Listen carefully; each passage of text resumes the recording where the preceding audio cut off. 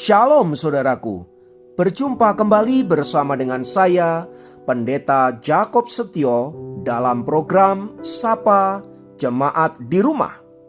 Kali ini kita akan bersaat teduh bersama-sama. Mari kita berdoa.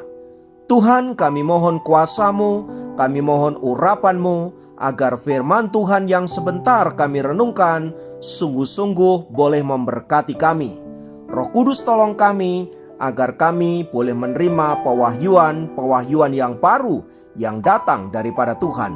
Terima kasih Bapa, berfirmanlah, kami siap diberkati oleh Engkau. Dalam nama Tuhan Yesus, haleluya, amin. Firman Tuhan kali ini terambil dari Yeremia 1 ayat 6 dan 7. Yeremia 1 ayat 6 dan 7 berkata, "Maka aku menjawab, ah Tuhan Allah, sesungguhnya aku tidak pandai berbicara, sebab aku ini masih muda. Tetapi Tuhan berfirman kepadaku, janganlah katakan, aku ini masih muda. Tetapi kepada siapapun engkau kuutus, haruslah engkau pergi, dan apapun yang kuperintahkan kepadamu, haruslah kau sampaikan." Saudaraku, kita semua tahu siapa tokoh dalam Alkitab yang bernama Yeremia ini. Selain menulis kitab Yeremia, Nabi Yeremia juga menulis kitab Ratapan. Yeremia sendiri dilahirkan di Anatot sekitar tahun 650 sebelum Masehi. Ia adalah putra dari Imam Hilkia, dan dalam tahun yang ketiga pemerintahan Raja Yosia, kira-kira pada tahun 627 sebelum Masehi, ia dipanggil oleh Allah untuk menjadi alat di tangannya, yaitu menjadi nabi Tuhan. Ketika dipanggil menjadi seorang nabi, Yeremia dalam usia yang masih sangat muda belia. Hal itu membuat Yeremia merasa khawatir dan gentar untuk berbicara kepada orang-orang yang berkuasa pada zaman itu, baik dalam kerajaan Yehuda maupun dalam kerajaan Israel. Karena perasaan takut dan gentar itulah, saudaraku, Yeremia menolak panggilan Allah dan tidak bersedia untuk menjadi seorang nabi. Mendengar penolakan Yeremia ini, Allah tidak serta-merta menyerah lalu kemudian berpaling dan memerintah orang lain, melainkan ia dengan otoritas dan kuasanya, tanda kutip, memaksa Yeremia agar ia mau menjadi nabi Allah. Dalam ayat 7 yang tadi kita baca, Tuhan sendiri mengatakan, jangan katakan aku ini masih muda, tetapi kepada siapapun engkau kuutus, haruslah engkau pergi, dan apapun yang kuperintahkan kepadamu, haruslah kau sampaikan. Saudaraku, perintah Allah ini kelihatannya mudah untuk dipahami dan kelihatannya gampang untuk dijalani. Tetapi sesungguhnya ini adalah sesuatu yang berat, mengingat pada waktu itu Yeremia masih muda dan dia harus berhadapan dengan para penguasa, Raja Israel dan Raja Yehuda, dan juga para penguasa dari pemerintahan kerajaan yang ada. Bukan hanya itu, Yeremia juga harus menghadapi nabi-nabi yang lain yang tidak sependapat dengan dirinya. Namun di atas semua itu, saudaraku, kegentaran Yeremia terjadi karena apa? Karena Yeremia tahu sendiri bagaimana orang-orang Yehuda dan orang-orang Israel itu adalah bangsa yang tegar tengkuk, yang seringkali melawan kehendak Allah dan melawan para utusan Allah. Tak heran bila ia merasa takut dan gentar menghadapi mereka, terlebih apabila ia harus menyuarakan suara Tuhan yang bersifat penghukuman bagi mereka. Benar saja, saudaraku, dalam perjalanan kemudian, orang-orang Israel, orang-orang Yehuda, para penguasa kerajaan itu menolak berita yang disampaikan oleh Yeremia. Bahkan mereka memusuhi Yeremia dan hendak membunuh Yeremia. Dan selama karirnya menjadi seorang nabi, kita mendapati bahwa baik orang-orang Yehuda maupun Israel tidak ada yang bertobat. Bahkan mereka makin menjadi-jadi untuk melawan kehendak Tuhan. Yeremia sendiri kemudian ditangkap oleh para penguasa kerajaan itu, dipenjarakan, dianiaya, bahkan mati dengan cara yang sangat mengenaskan. Jika kita melihat kisah Yeremia yang begitu mengerikan, apa yang dapat kita pikirkan tentang seorang nabi, tentang panggilan, dan tentang melayani Tuhan? Kisah Yeremia menggambarkan bahwa pelayanan itu identik dengan penderitaan dan pengorbanan. Dan dari kisah panggilan Yeremia ini, saudaraku, kita dapat belajar beberapa hal penting. Pertama, jangan berdalih apabila Tuhan meminta kita untuk melayani. Seperti Yeremia yang pada awalnya menolak panggilan pelayanan Allah, saudara-saudara, ada banyak orang percaya juga memiliki segudang alasan untuk tidak mau melayani Tuhan.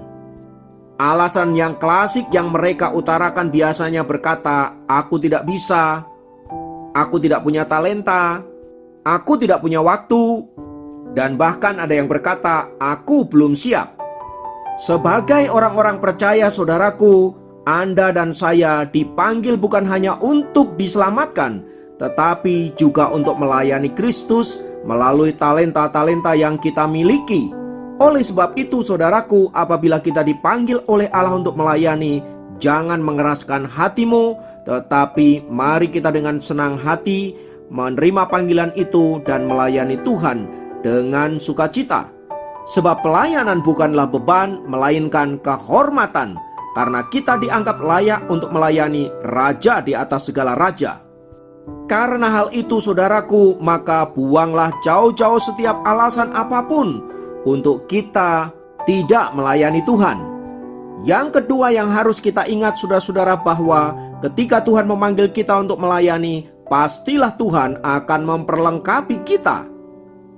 Sama seperti Tuhan berjanji kepada Yeremia bahwa Ia akan menyertainya, demikian juga Tuhan berjanji kepada kita akan menyertai kita di dalam hidup kita, di dalam pelayanan kita.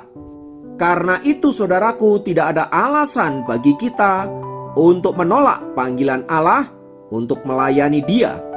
Sebab Ia yang memanggil, Ia juga pasti akan memperlengkapi dan menyertai kita. Itulah sebabnya Roh Kudus diberikan kepada kita agar olehnya kita dibimbing, dituntun, dikuatkan, diteguhkan, dan bahkan diperlengkapi dengan berbagai-bagai karunia agar olehnya kita menjadi maksimal di dalam pelayanan kita.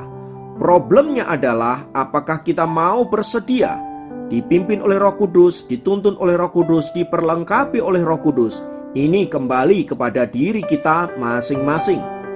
Saudaraku, Kristus telah mati bagi kita. Itu artinya Ia telah memberikan segalanya untuk kita. Bahkan kita diselamatkan oleh anugerah-Nya. Sekarang Dia memanggil kita untuk melayani Dia. Akankah kita melarikan diri dari panggilannya itu? Atau kita justru menyambut dengan sukacita karena kita dianggap layak untuk melayani Raja kita, Tuhan kita, Yesus Kristus? Mari kita mengoreksi hati kita masing-masing, dan biarlah tiap-tiap kita menyadari bahwa panggilan untuk melayani adalah panggilan yang luar biasa, yang tidak diberikan kepada semua orang. Artinya, kalau saudara dan saya dipercaya, itulah namanya kehormatan. Karena panggilan pelayanan ini sebuah kehormatan, mari kita melakukannya juga dengan terhormat. Ada banyak tantangan, yes. Ada banyak pergumulan, benar. Ada banyak tekanan di sana-sini, betul. Tetapi percayalah bahwa Allah akan memberikan saudara dan saya kemampuan. Karena itu mari kita melayani Tuhan, dan mari kita menyerahkan hidup kita sepenuhnya untuk dipimpin oleh Tuhan menjadi alat di tangannya untuk kemuliaannya. Mari kita berdoa. Kami naikkan pujian dan syukur kami untuk anugerah-Mu Bapa. Jikalau Engkau panggil kami untuk melayani Engkau, sekalipun kami tahu bahwa di dalam pelayanan ada begitu banyak problema, ada begitu banyak tantangan, tetapi biarlah kami tidak menyerah hanya karena hal demikian, melainkan semakin sungguh mengasihi Tuhan, semakin sungguh bergantung kepada Tuhan. Terima kasih untuk kepercayaan-Mu, kiranya kehormatan, kemuliaan hanya bagi Engkau. Dalam nama Tuhan Yesus kami berdoa, haleluya, amin. Demikian program Sapa Jemaat kali ini. Sampai jumpa dalam program Sapa Jemaat yang lain. Tuhan Yesus memberkati.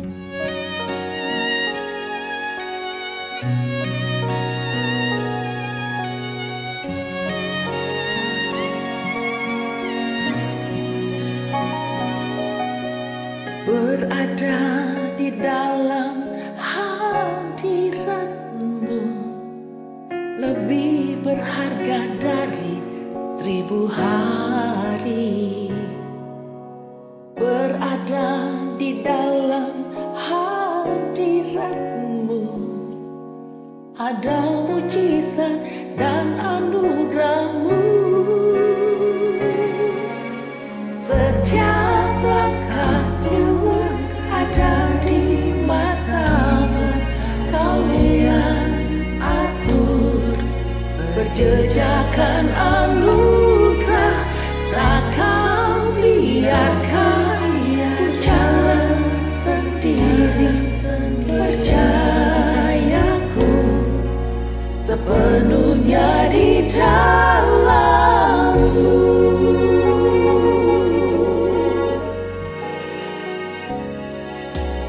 Berada di dalam hadirat-Mu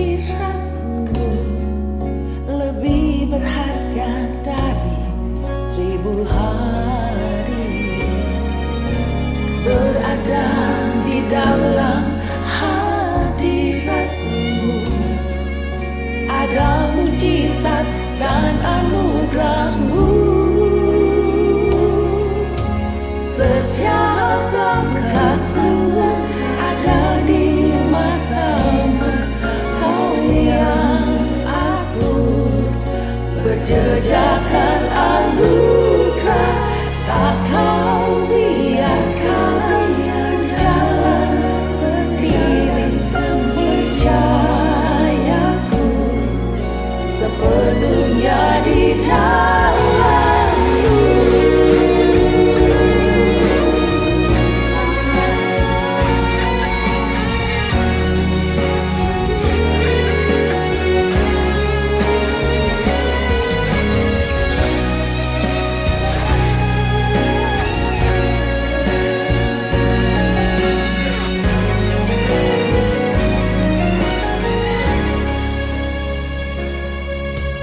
Setiap langkah Tuhan ada di mata-Mu, Kau yang atur berjejakan